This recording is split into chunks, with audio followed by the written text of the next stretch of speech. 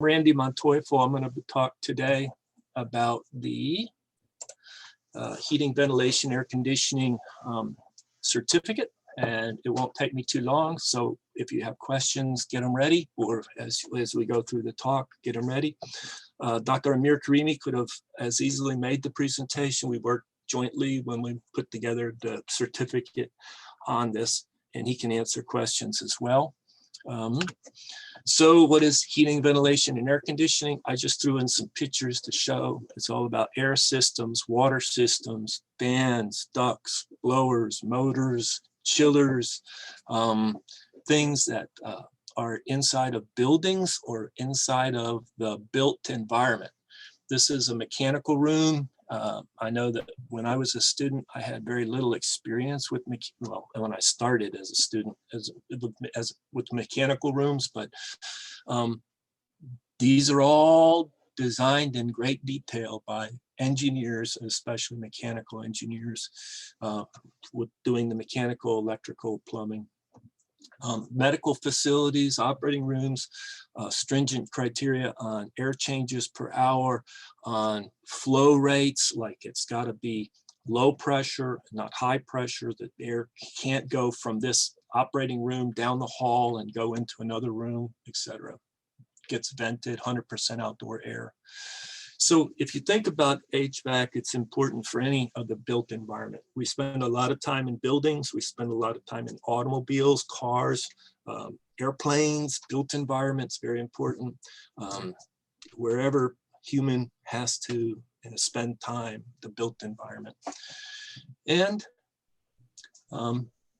people that graduate from the University of Texas, San Antonio with a bachelor's in mechanical engineering, a lot of them over the years have landed in professions where they use this. This is their trade. This is their careers. So this is the Alamo chapter of ASHRAE, American Society for Heating, Refrigeration, Air Conditioning Engineers. You know, here in San Antonio, the Alamo chapter, if you just clicked on officers, I mean, no, they didn't list their affiliation where they earned their undergraduate degree, but Frank Painter, president, not this year, but last year, was a BSME. Casey Berdong is a BSME. Chelsea is BSME. Michelle, as well as Christopher. Those are in the leadership positions last year at UTS, that are UTSA grads. So a lot of people get, launch their successful careers in the HVAC area. So, you look in the undergraduate catalog, you can find the certificate in heating, ventilation, and air conditioning, and you could click that, and then it would pop up with, well, justification. Well, then the next slide will show you the program, but it's for people who are typically getting a degree close to mechanical engineering or in mechanical engineering, and they feel like they're going to move in the career field of HVAC, and want to give them a leg up to get a better job, get into the industry. But here is the course requirements. That slide, I think, is out of place. I didn't want it there.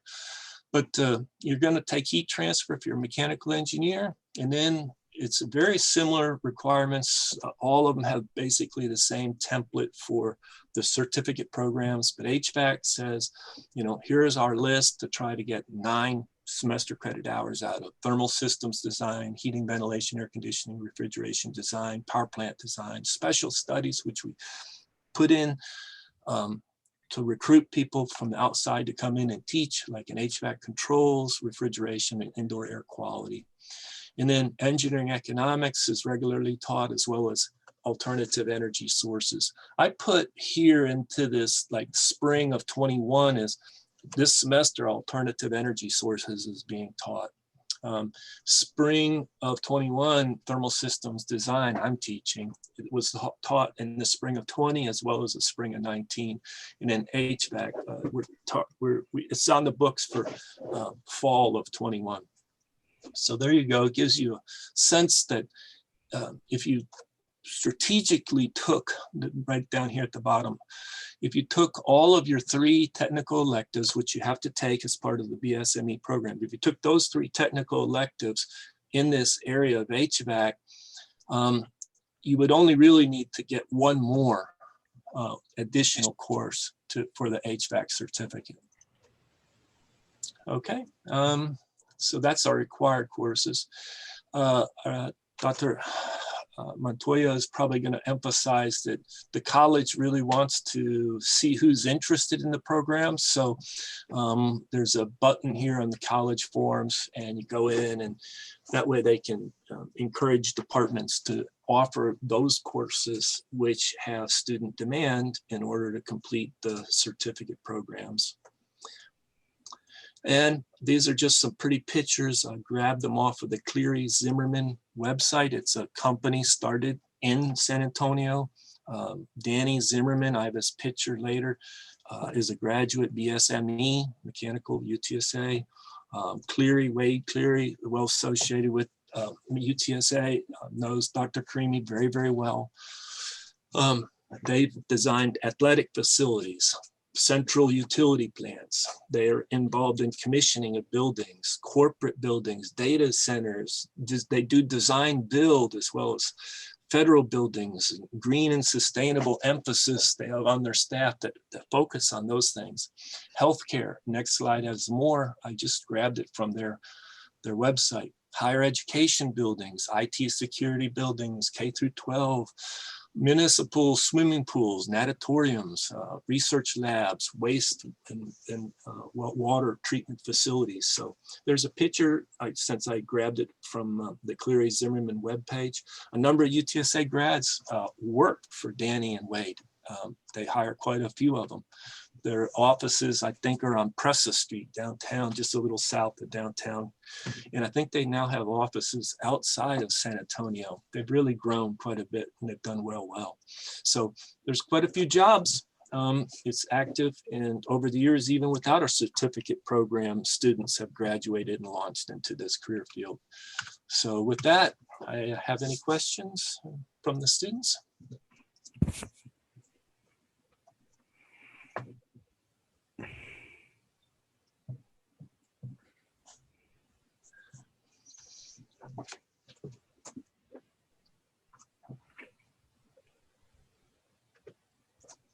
Yes, sir. I do have a question. So I missed kind of the first, I guess maybe a couple minutes of your presentation.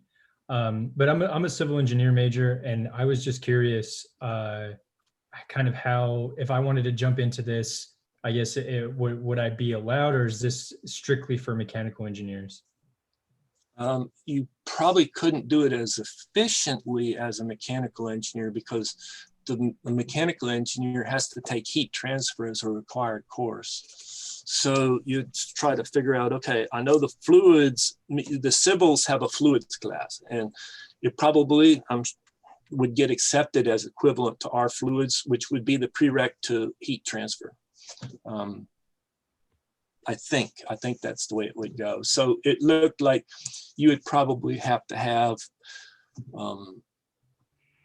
for another course, maybe 2, in addition, to try to get these courses accepted as your technical electives back toward your civil program, which they might not.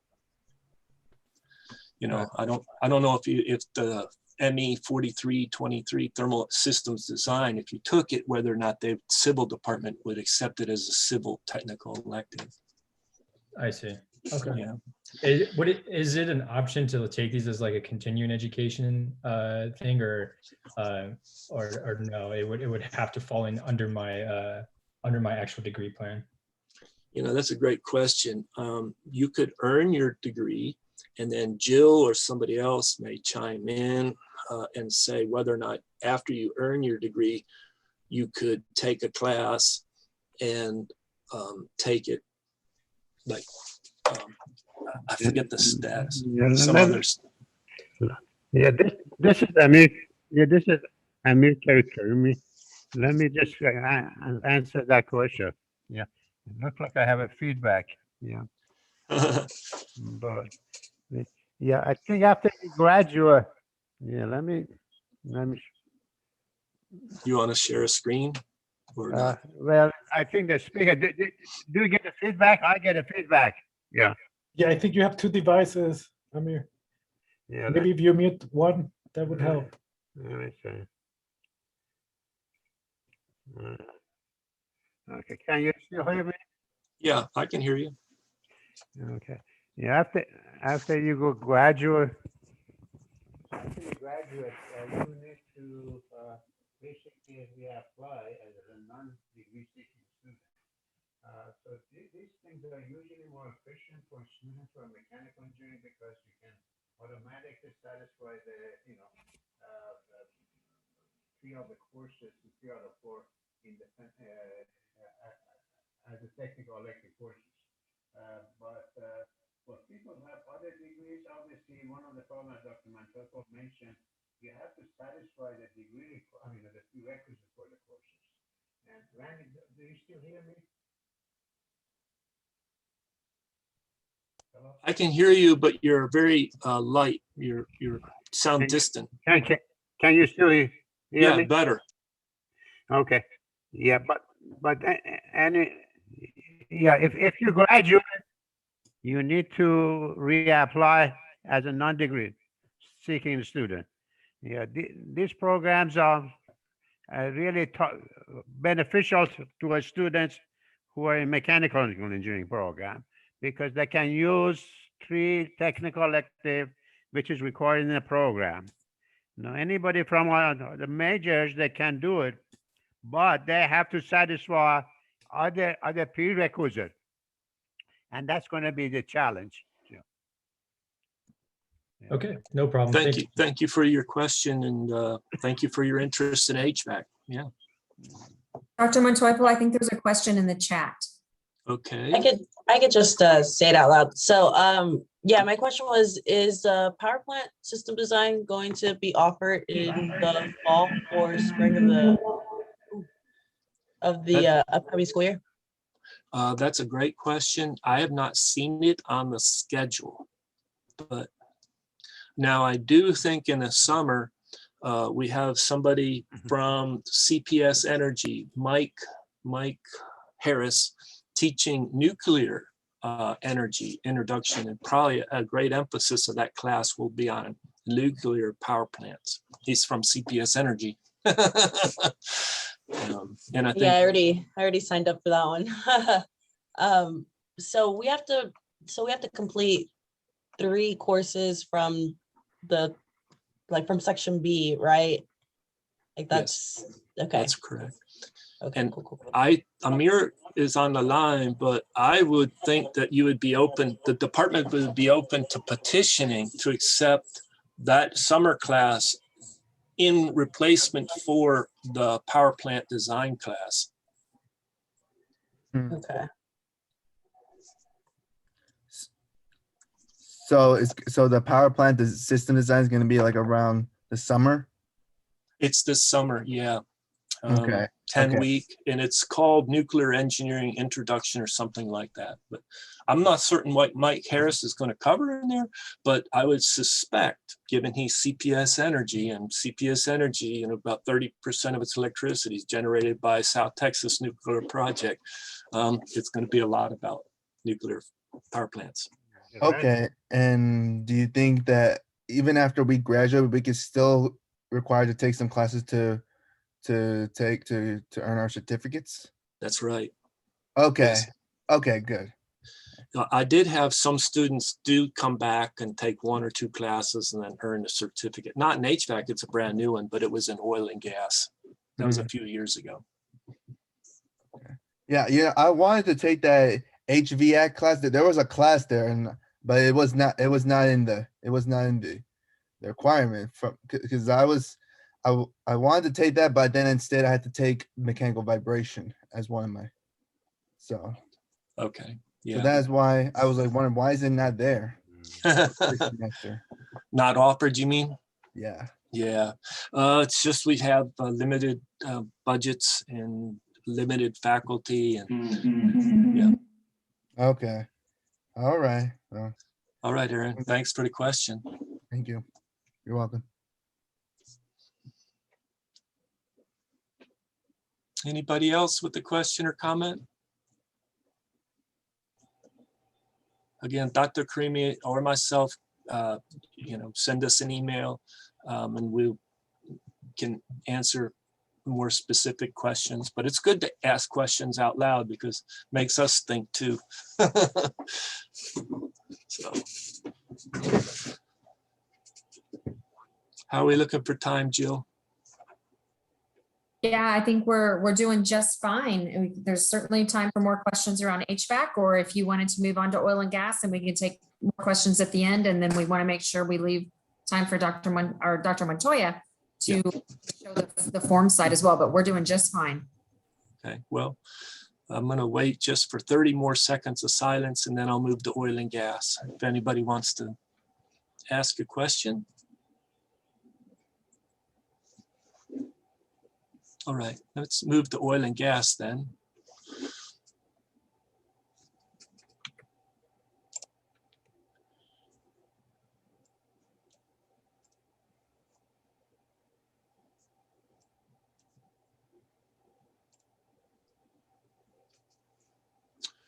Right, so now I'd like to talk about the oil and gas certificate. This Brendy is a faculty in mechanical engineering and would have made the presentation, but she has a time conflict. And so I'm going to make the presentation. This is the oldest certificate that I know of in mechanical engineering, and has been around for, I don't know how many years now, but it's got, the other ones are relatively new. So oil and gas is all about, if you want to break it down, the industry and upstream, midstream, and downstream. I would say our oil and gas certificate focuses has in the past on upstream as well as midstream. So exploration, field development, production operations, drilling. A professor would talk about the geologic structure that produces oil. And then midstream, a lot of piping, treatment, transportation, and then the less is more chemical engineering downstream, refining and petrochemical wholesale and marketing. You can find a lot of people in Texas are in the oil and gas industry, and you can find some really good resources that describe the oil and gas industry. I would encourage you, if you're not that familiar with it, to get the saudienergy.net PDF, blah, blah, blah, oil.pdf. Just, kind of look at that and do a Google search. And it's well written, and it's not too many pages, and it does a pretty good perspective of the whole industry. But upstream and midstream, I would say, is more of the focus. If you're interested in downstream, chemical engineering is for you. Well, why do we have it at UTSA? Well, San Antonio is down here in this whole area called the Eagle Ford Shale. I have another state of Texas map, etc. And fracking came online, and a lot of people in that whole area became millionaires. A lot of UTSA grads went to work in the Eagle Ford Shale. Not so many anymore, but for a while it was very hot. The Haynesville Bossier, way over in the East Texas and Louisiana, that is very hot, been hot, is good play. The Barnett around Fort Worth, etc., was very hot. I don't know how active it is for drilling activity, but that West Texas Permian Basin has been huge. It's at least 10 times bigger than the Eagle Ford. And it's going to be a while before they slow down drilling out there. So more information about the oil and gas, just right below the heating, ventilation, air conditioning, industrial manufacturing is our certificate in oil and gas. You can click on that. I like that these all have a very standard template. It's kind of like, get this required course, get these list, part B, electives, get 9 hours of that, a minimum. And then here's an additional that you could get. So machine element design, and then mechanical vibration. I think, Aaron, did you just say you had to take that class? You may be well on your way for an oil and gas certificate. Thermal systems design fits into it. So that elective counts in both oil and gas as well as Yeah, and I'm also taking alternative energy sources as well. Oh, there you go. And that's down on this list right there. Yeah, but the problem is I haven't taken the one of the additional electives. Ah. But probably next semester. So Okay. Yeah. is there possibility we can get like 2 certificates for this, or you have to get one?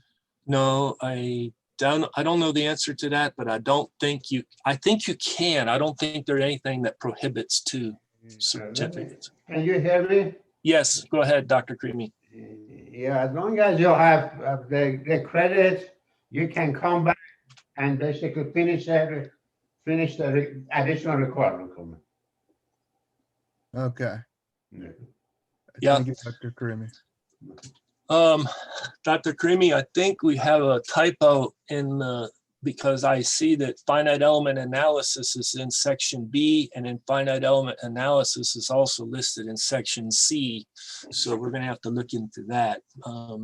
But anyway, this course, separation processes, since the chemical engineering programs here at UTSA, they've got CME 3403, separation processes. Get that class from there. That's more of a midstream and downstream type of class.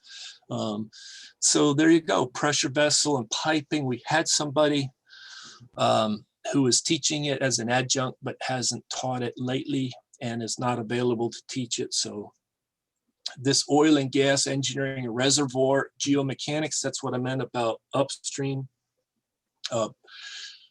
Dr. Ricon, she teaches the corrosion engineering, and probably, I remember she had good enrollments in it. So that fits into the whole gamut. Corrosion's important all over the map, and oil and gas and a lot of industries. Again, it's possible if you take your 3 technical electives that are required as part of the BSME in this, I did typo there, not in the HVAC, but in the oil and gas certificate, then you only need 1 additional course. So again, go to the same place, tell the college you're interested in either one of, we have now 4 certificates. So one of these, tell them you're interested so we know. And I'm going to open it up for questions. I do have one other slide, I believe. Yeah, this slide. This is rig count 2014 to December 2020. So 0 up to 1,000, and this is Texas. And so these are, this is the upstream activity, and you can see there's some peaks and some valleys, and we're kind of coming out of a deep valley right in here. So there's times when jobs are plentiful, and then there's times where they're not so plentiful in this industry. It's a little volatile.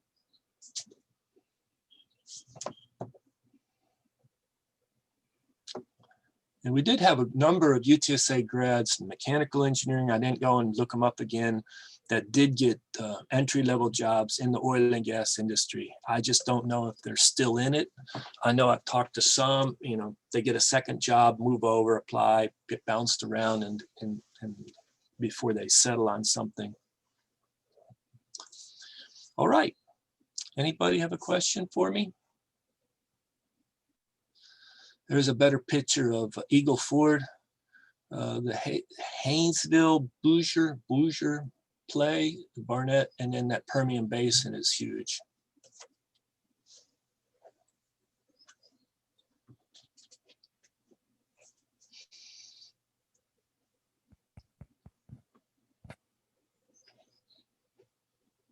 You could tell I'm ready to go back to the engineering building. Jill, did you see my background? I see it. I love it. No. And now Yeah. the Student Success Center is going to be neighbors with you. That's right, up on the 3rd floor. Yes. Have you moved in? Nope. Do they have to do some renovation? No, we're just taking it as is, but it's Okay. we're happy to have it. Okay, very good. Any questions from our students? I'm going to stop sharing then.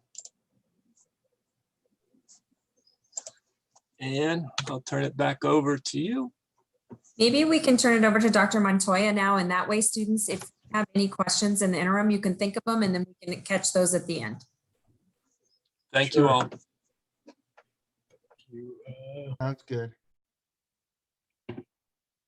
Okay, Jill, can you confirm your, you can see the You can see, yep. the form? Okay. Okay, so as Dr. Montoya was mentioning, I guess if you're interested in any of the certificates, please go to the college website and go to forms. And then under forms, you'll see this link. There's 2 bullets under.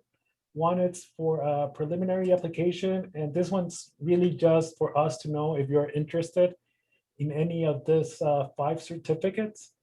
And so it's a form very easy to fill out. You just let us know which certificate you're interested. Just making sure you read the certificate requirements of the, and then just include your ID, name, last name, major, email, date, and just send it over. This we can use to go back to the departments and make sure they offer the courses related to the certificate. So I think that's the first step if you're interested in any of the certificate programs. And then the other step, once you completed your courses and you're getting close to graduate, you have to submit this form to the registrar's office. And actually, by doing this, actually the registrar office will confirm that you've taken these courses, and then they'll make sure to include that certificate in your transcript. So that's why this is needed. And yes, so these are the 2 forms. If you have any questions, just make sure to email me or Dr. Montoya or Dr. Karimi.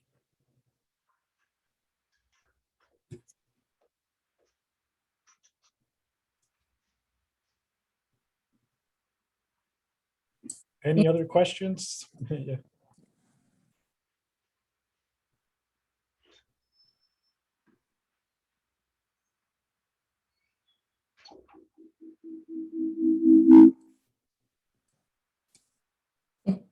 There's nothing else that comes through. I think we can end the session, but I think you know who your contacts are now with Dr. Montoya, Dr. Karimi, and Dr. Rincon as well too on the oil and gas certificate side. And any questions you students have regarding the more the registration. Oh, here's a question that came through. If I keep talking, questions will come. All right. So is this only for mechanical engineering majors?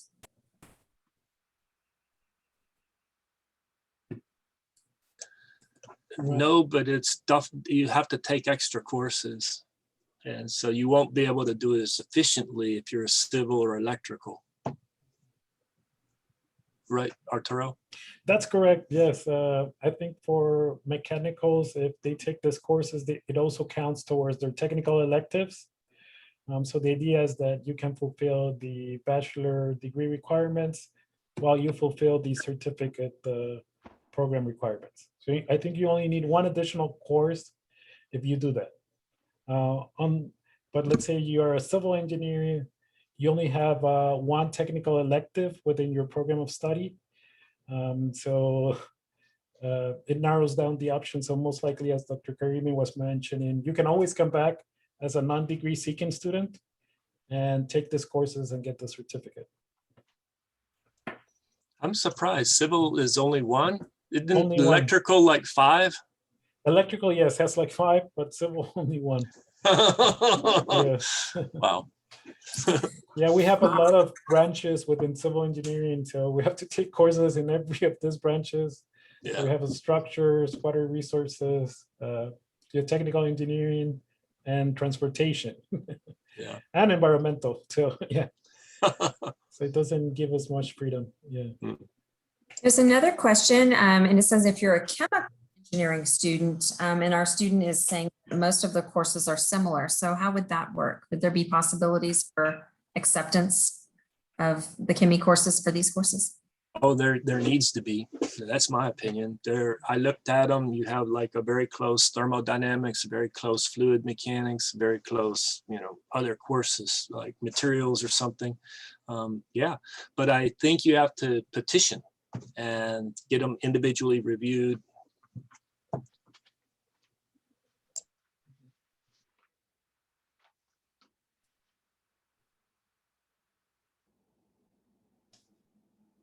Dr. Montoyo, I don't think we have any standing substitutions already in place, do we? For any CME to ME? Not that I'm aware. Not that I'm aware of. Yeah. Dr. Creamy, I don't think so either. Yeah. He's Can you hear me? Yes. With a lot of echo, but we can hear you.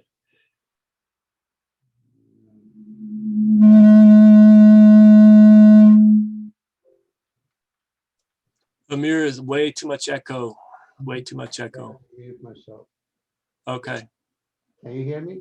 yeah, try now. Okay, so now what was the question, Randy? Chemical engineering courses, probably, I think, like fluids and thermo they're very similar to our mechanical engineering courses. And No, I don't think so, because at one time they had their, when they started, they had basically their thermodynamics, you know, that co-listed with ours, but they had a different prerequisites. So I don't know, you know, so I don't know what the prerequisite right now is, but when initially started, they had, I think they require statics, and they don't have a static requirement in the course. So yeah, there's something that, you know, we can look at it and position that one. So what I would say to the student that asks the question is document the course and petition and see what the final result is. But they're very similar courses. It's just whether or not there's 90% or 70% or whatever overlap. You might be paving the way for the next students behind you as well too. So which is always a good thing. So we have another question. And so for the nuclear engineering course you were talking about, Dr. Montoya, the student is asking if they have to petition for it to count towards HVAC cert. It would count more for power plant design substitution. And yes, you would have to petition that. That's my opinion. And unless there's a definite acceptance, like it's listed in the catalog, the best thing is just do the petition. Do it early. Do it before you sign up for the class, and make the commitment to take that class in the summer, and then get the answer back, hopefully, and then move forward. I can't say yes. All I can say is it probably is going to be accepted.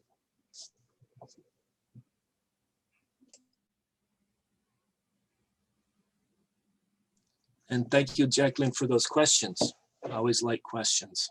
Sometimes I don't answer them that well, but I try.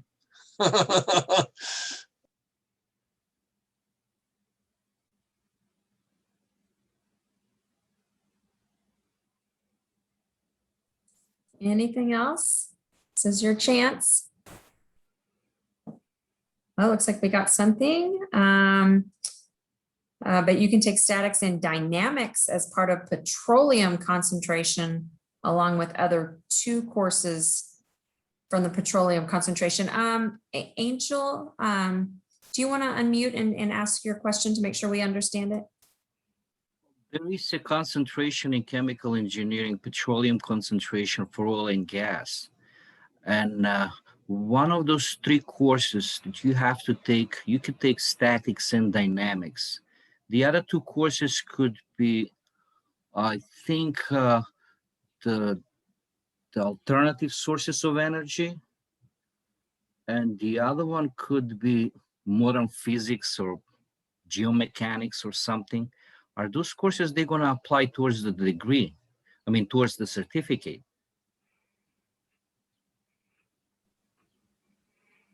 And plus you have already engineering economic analysis, as well as the separation process. So not many courses left. Yeah. Angel, the best thing to do is go ahead and do the formal petition on the question of substitution. But if you're, do I understand, are you a chemical engineering major? Are you a chemical engineering major? Yes. Oh, okay. Well, we had this oil and gas before the chemical engineering program was put into play. And so it seems like maybe we need to reevaluate it, because we have a chemical engineering program and a lot of chemical engineers go into work in maybe not the upstream, but they definitely in the midstream and downstream area of oil and gas industry. Thank you. Can you hear me? Go ahead, Amir. Okay. Yeah, I think this is something that we have to consider for the program. I mean, update our catalog in the future. So maybe oil and gas, we can change some of the courses. I completely agree. And take a look at those chemical engineering courses, because I showed that one substitute for separation processes. Looks like we've gotten a couple more in the chat too. And so one of our BME students is asking if you have any insight on what an HVAC certification could do for a biomedical engineer. That's a good question. I do know, well, I'm going to give you my opinion. Let Dr. Montoyo and other people give their opinion. It may be different, but I'll just give my opinion. I think a lot of the biomedical engineering degree was not so much to prepare you to do something at the BSME level, but to go to grad school or medical school. That's my kind of take on that. And but if you want to launch into a career right away with just a Bachelor of Science in biomedical, maybe that's a great combination, because a lot of biomedical and health industry is indoor air quality. And, that's very important in HVAC. So I would think that may be a very good combination if you're looking to join, go into a career. I think that I think that program tries to prepare them to do well to get into medical school and into PhD programs. I hope that helps. And then another question is from Julian saying it's unrelated to HVAC, but is a question around courses this summer. Is manufacturing and measurements and instruments offered this summer? And Julian can see when he tries to sign up, but can't add the class. I don't know if anyone has any insight. I can look on the catalog. Yeah. Okay, go ahead. But I do have the list of ME offers for the summer, and I don't see it. So most likely it's not offered. Manufacturing and measurements. Yeah. The ones I see for the summer for ME it's numerical methods, machine element, thermodynamics 1, fluid mechanics, thermal 2, heat transfer, and SP nuclear engineering. Yeah. If I can share my screen, is that Sure. okay to answer his question? Yes, go ahead. I'm going to share this screen here. So this is the catalog for the 10-week summer 2021. And we're offering, see the green checkbox on that stat, that means we're offering numerical methods. But when you get a diamond with a little it's yellow with an exclamation point, it's not offered. It'll fool students who are brand new. Here's M&I, but I can't sign up for it. It's not offered, it's closed. The symbols are defined, I think, in the bottom somewhere. Way down, you got to go right here, closed. Now, that could be closed because they're looking for an instructor, but probably not at this point. What the Dr. Montoyo just said is it's closed because they're not planning to offer it. And so that's why, I know that's a bad thing about UTSA, you got to do a lot of scrolling, but you're right, you can. Thermo 2, it looks like it's already waitlisted. That's interesting, with an enrollment of 60 for the summer. And then that nuclear class is down here, I believe. Yeah, special project SP, nuclear engineering at a 49.53. And they don't have his name in but Mike Harris is going to teach it. Only 7 enrolled at this point, but I'm sure it'll be a popular class. But sometimes students don't know to scroll way down to see that, oh, there's a course. It's, you know, it's got a green check there, and it's a 4,000 level. That's a good possible, you know, class. I could take it. Anyway, I hope that answers your question. If not, unmute and ask again. I'm going to stop sharing the screen though, unless somebody else has a question. No, you answered my question. Thank you. Thank you. The other thing is, I don't know, it's pretty late in the game, but the college really wants to offer classes that have a need, that they don't want to offer a class with low enrollment. They want to offer classes that have good, healthy enrollments. So if you feel that there's a number of students that want to take this class, go talk to Dr. Hahn and Mechanical Engineering Department Chair and start the process. Jill or Arturo, any comment on that? Yes, that's a great suggestion. Yeah, if you feel there's a need in the department, and maybe you collect some signatures from students. Also, the college usually sends out a survey asking if you have a need for any other course. So we already sent that out earlier this semester, and we're also going to send it out maybe in another week to see if we are missing a course that students need. Thank you. Yeah, and the department, I do know Dr. Fang did tell me he looked at the data and said, oh, this course didn't have as many respondents saying they wanted it. And that's one of the reasons. I remember talking to him that he chose not to offer a class this summer. He didn't think it would have a good enrollment. Aaron has a question in the chat too, that he's looking for ME 4613 power plant system design for this summer and the fall catalog, but it's not showing up. Is that one also not being offered? As far as I know, we don't have a good instructor for it. But I'm not in, I used to be the assistant department chair that helped find instructors for courses and do the scheduling. Dr. Feng is doing that now. I don't, I don't know the latest on it, but I suspect we just don't have an instructor for it. So no plans to offer it anytime soon, but that's a good opportunity to do what we just said, get together with some friends and say, we want this class. I think the alternative energy came about because of that this semester. Some students were really, they said, well, I want this class. And so that's what made it happen. It's a great lesson in self-advocacy, right? Yeah, Self-advocate students all the time. It's really important. Another question from Jacqueline, asking if there's an overlap between HVAC and renewable energy. I'm interested in both, but would ultimately like to end up in the latter sector. Would it be beneficial to apply for this certification?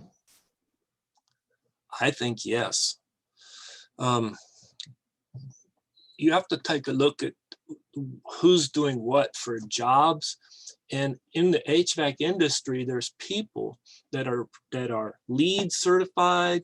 They specialize in green building energy and trying to get energy buildings more renewable or less energy consumptive.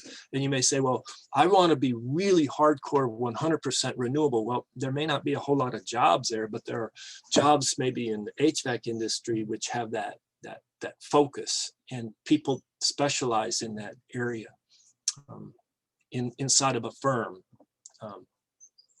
I hope that answers your question. I mean, I can go back to some of the Danny Zimmerman and Wade Cleary slides and show that, you know, they're selling their services as an HVAC company, and they highlight green and sustainable as one of those blocks. I can share that if you like, but and I know I met some people that they're on their full-time staff and that's all they do for that company. Now there's other people that's all they do is commissioning, or all they do is design of medical facilities, or all they do is some other wastewater facilities. You know, they're the wastewater person to go to. But there's going to be people that are green and sustainable inside of those companies. I'm sorry if I give you too long of an answer.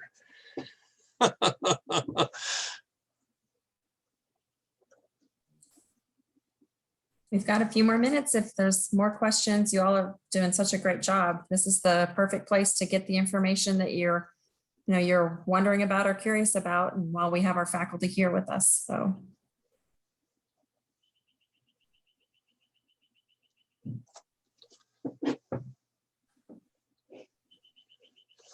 And y'all feel free to unmute too. We're a small group. If you have a question, just unmute and ask it. Again, are you sure that we can still allow to have like more than one certificate, or is it we have to choose? I see nothing to stop you from having more than one certificate. Arturo? Yes, I agree. As long as you take the required courses, you can obtain several certificates. Okay. We just want you to finish your program within 4 years if possible. So you don't want to be taking too many electives that don't count towards your degree, but it's up to you if you want to complete the many certificates. Okay. All right. Mhm. That sounds good. Mhm. Thank you. If you don't mind, Aaron, I'll share a quick story. A friend or somebody, this is 30 years ago or 25 years ago, a long time ago.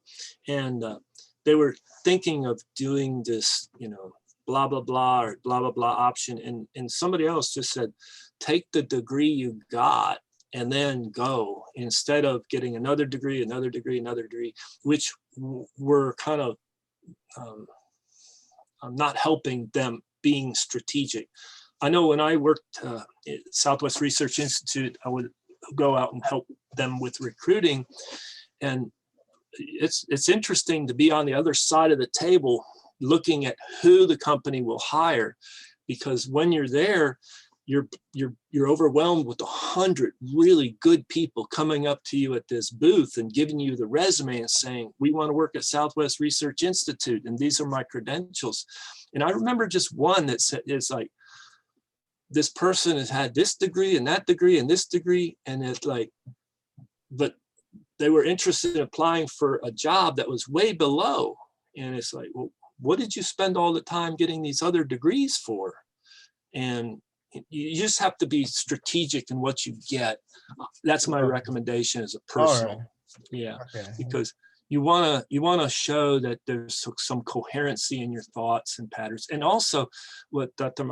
Toyo just said about being prompt. I've talked to some employers and they're like, one of the things I look for is how fast they completed their degree. You know, why did they take 7 years to get a 4-year degree? Now, I hate to say it, there's just some employers, they look at that, or some employers look at GPA, you know, why do you get this low C? And, you know, why didn't you all A's and B's, you know, 3.0 cutoff or something.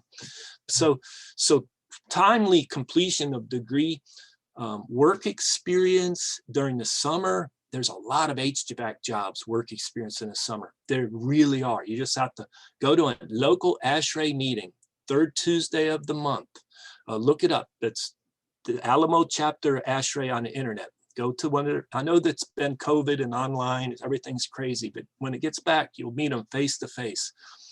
They subsidize the students. I've got to pay like $30 to go, the student $5.